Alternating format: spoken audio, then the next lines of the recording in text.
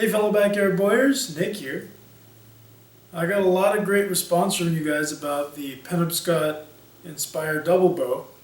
So today I decided to finish it. I've already gone ahead and painted both of the bows. I painted it sort of this green color, kind of your camp equipment green. Just something really simple. And I've gone ahead and I'm going to actually put duct tape. This is the snakeskin duct tape I've shown you guys before. I'm going to be putting this as a backing on both bows. So I've already done it to this main bow. And I'm going to show you how I do it for this little bow. Now there's lots of ways to use this as a backing. For a 3/4 inch pipe, this will cover the entire back and go over the sides a little bit. For 1 inch bows, it mainly just covers the back of the bow.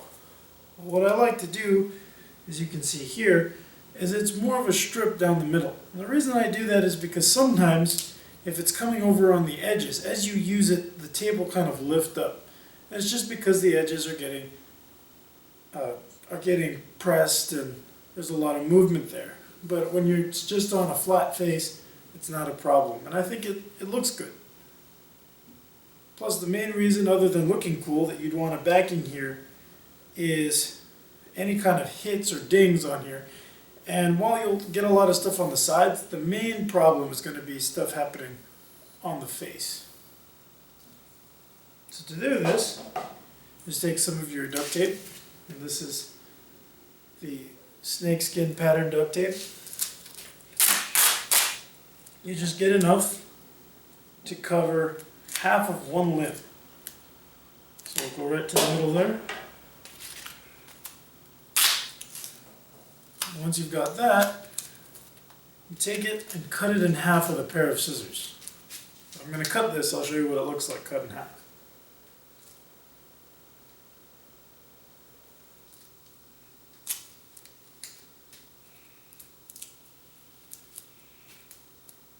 Alright, now that I've got my two strips here, I'm going to take one and I'm going to sort of create a sharp point. Just cut a sharp point in one tip. You can do whatever you want here. I just like the look of it. Let's see.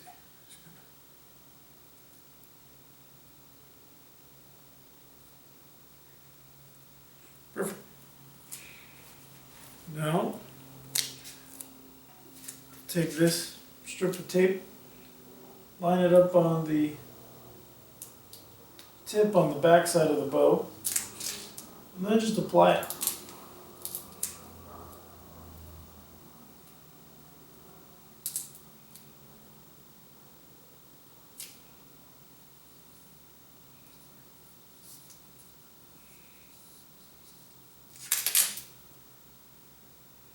Just kind of push down as you go. There we are.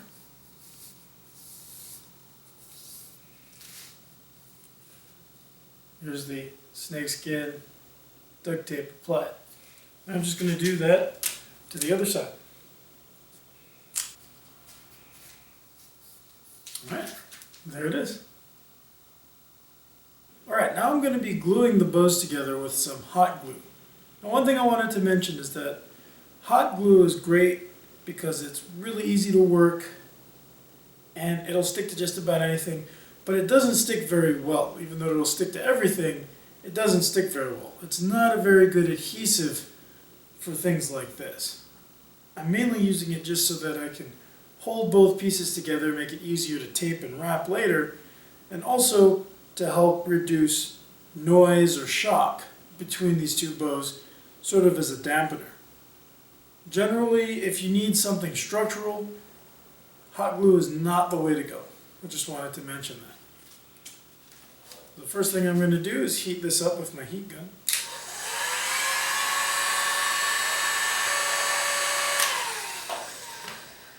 And I'm just going to apply it to the sort of dished out portion of the handle on the smaller bow.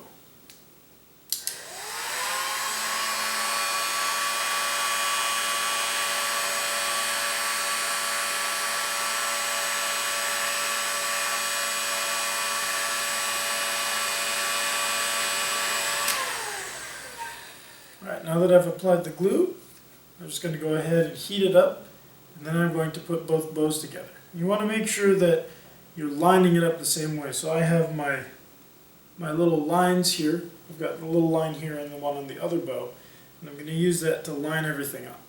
Here we go.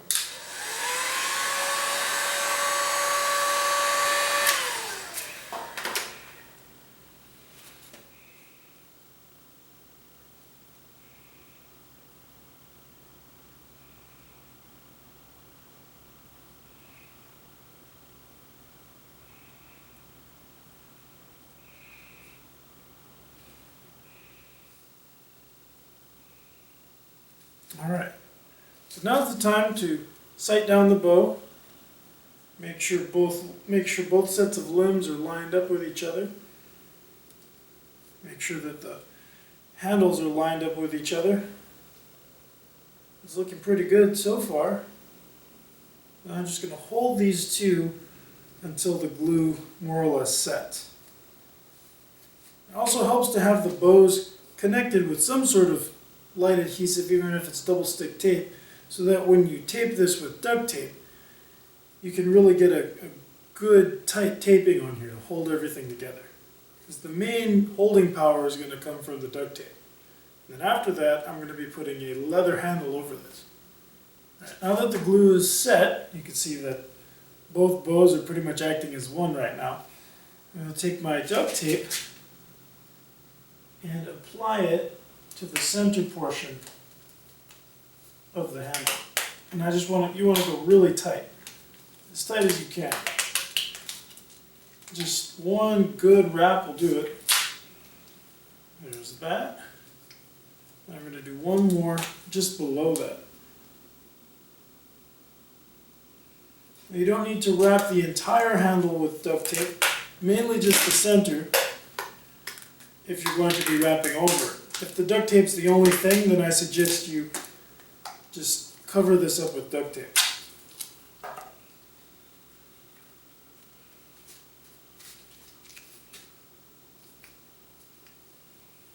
There it is. Alright, I've gone ahead and wrapped the handle in masking tape.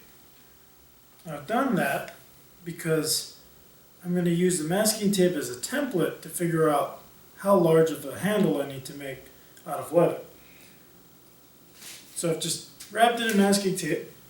Now I've got a knife, wrong one. I'm just going to gently cut through the masking tape so I can take it off.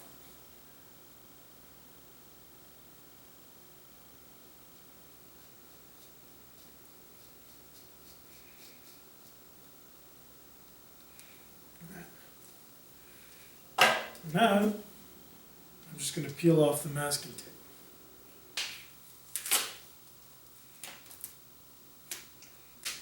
Here's what the tape looks like when you take it off of the bow handle. So now I'm going to go ahead, trace this onto a piece of leather, cut the leather out, and then I'm going to stitch it onto this handle. I've gone ahead and cut out my piece of leather. So the first thing I do is take my little hole punch here, and this is a leather punch. And I just punch holes. So if you can see, I've actually gone ahead and I've got a little rolling tool that puts down a good pattern for me to follow. And for this I usually do every other hole. So I usually end up with about one hole every quarter inch or so. So I'm just going to run across, and I want them to be around 1/4 of an inch from the end.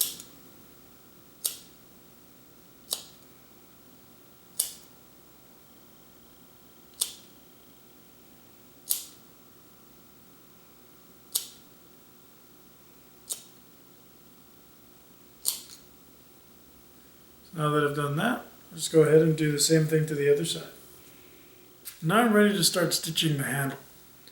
Gone ahead and I have about 5 feet of artificial sinew and 2 dull leather stitching needles. And what I like to do is just take the piece of leather and the bow, and right now it's not really important, I'm not trying to do this really tight. and just really simply just going through the different holes. So here I've gone through these first two, so then I just alternate. Take this side and say I'll bring it over and into this hole here, and then bring it across to the other side.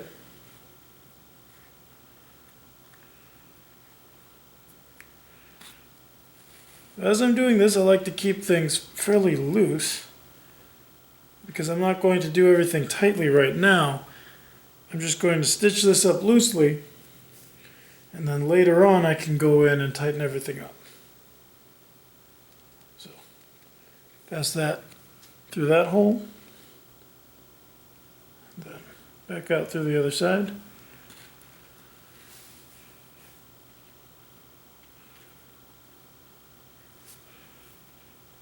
And there it is. So you can see I've got that. And then when I'm ready to tighten this down, I can just pull both sides and I can just really crank on this tightly and then go down, kind of like tightening up when you're shining your shoes. So I'm going to go ahead, stitch this all the way down, and I'll show you what that looks like. Alright, so you see I've gone ahead and loosely wrapped this handle, or loosely stitched this. And now all you want to do is just find your opposing sides and just start tightening them up. So, pretty straightforward.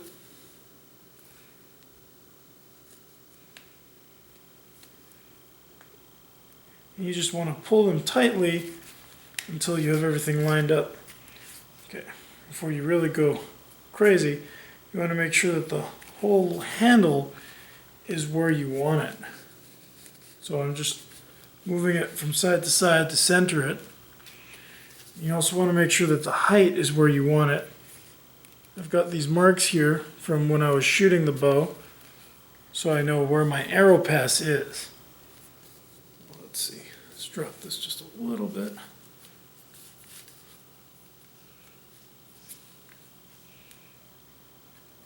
Just a little more. Okay. Now that I've got it equal, just want to take these two and just tighten as much as I can. There we go. Move that out of the side. Go down to the next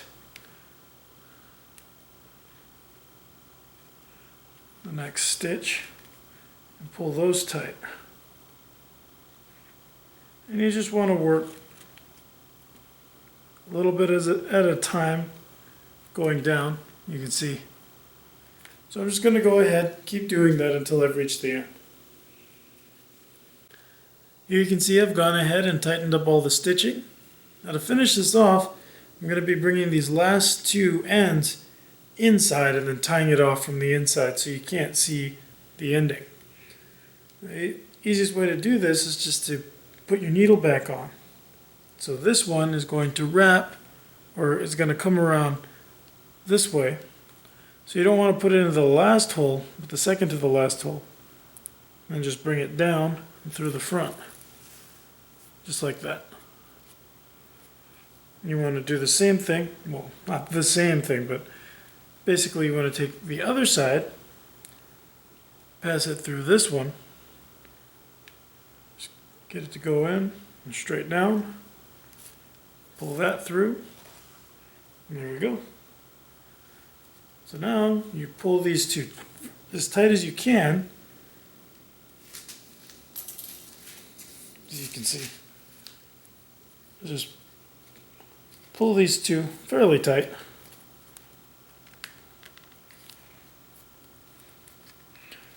Now I just tie them together.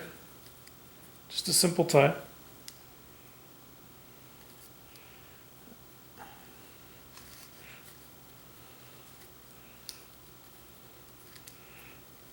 Tie that up under the handle. And then I just do another simple knot. And that's going to lock it into place. So I just do a couple knots like this and then I trim the loose edges. I've gone ahead and trimmed the loose ends. Now the bow is finished. So I've got the handle wrapped. Now it's time to build a string. And for this I'm just going to be building a flemish or counter twist main string and then 2 little flemish twist or counter twist helper strings. So I'll do that and I'll show you what that looks like. Here's the bow. I've already gone ahead and made all the strings. I just did simple counter twist loops or counter twist strings on these. You see, here's one of the helper strings, here's the other. And we have the main string here. And one of the cool things about this bow is that it's very adjustable. When you make a string like this, if you take this off and you twist it, making it tighter will increase the weight of your bow, and decreasing the amount of loops will make it lighter. So you can actually fine tune the weight of this bow to the perfect weight you want to be drawing.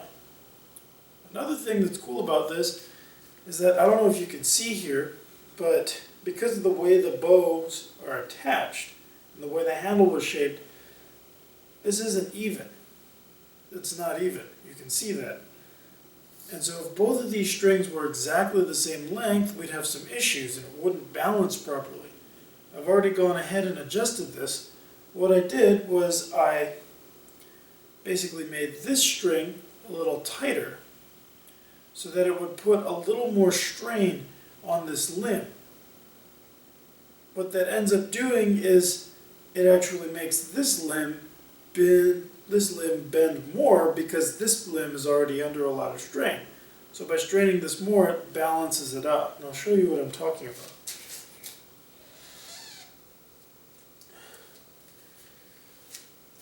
You can see the bow is nice and balanced. You can also see that this is not pulling as hard as this is, and it's kind of important that you want this to pull more because of this difference here. This by default is pulling a lot more, and so you want this string to be shorter to compensate. You can see now the bow is nice and balanced. And that's one of the cool things about this. Not only can you adjust the draw weight with these strings, but you can also adjust the balance of the bow. And if you wanted to get into fine-tuning how you shoot, you could actually adjust the tiller of the bow using these helper strings to, say, optimize it for split finger, 3 under, thumb, however you shoot this bow. So it's really adjustable. You can really fine-tune this bow, and you can tune your arrows and tune this bow, and the more rigid handle really makes it a lot more stable. But here it is. This is how I chose to finish it. This is my favorite style. I don't like arrow rest personally. So here it is. It's all finished up. So now all that's left is to go shoot it. Thanks for watching. I'll see you guys next time. Bye.